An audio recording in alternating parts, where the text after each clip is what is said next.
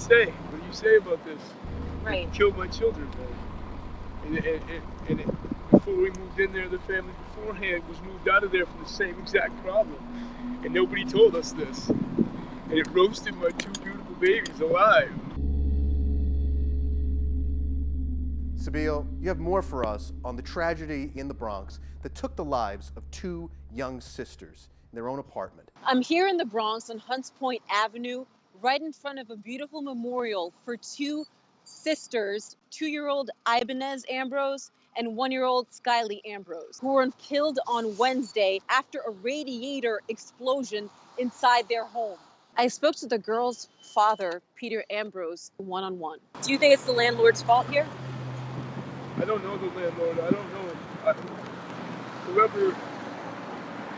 Whoever moved the family out before we moved in, that they complained about that radiator in my baby's room. Nobody told me that.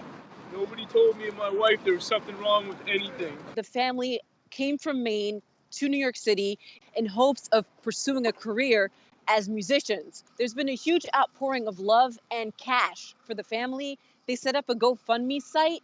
The goal listed there was $10,000. And the latest update was that the family was trying to get their car registered and road ready so they could go back and visit their families for the holidays.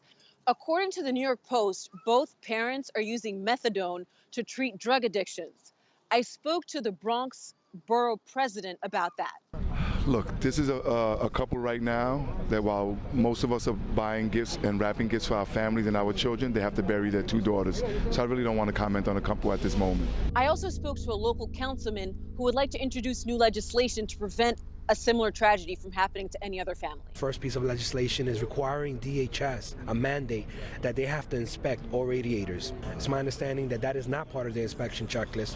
They only inspect to ensure that there's hot water and that there's heat, but the actual structure of the radiator needs to be checked. The second piece of legislation is requiring that all apartments in the city of New York, if you have children 11 years or under, they should have some type of barrier or radiator covers. What do you do? What do you do now?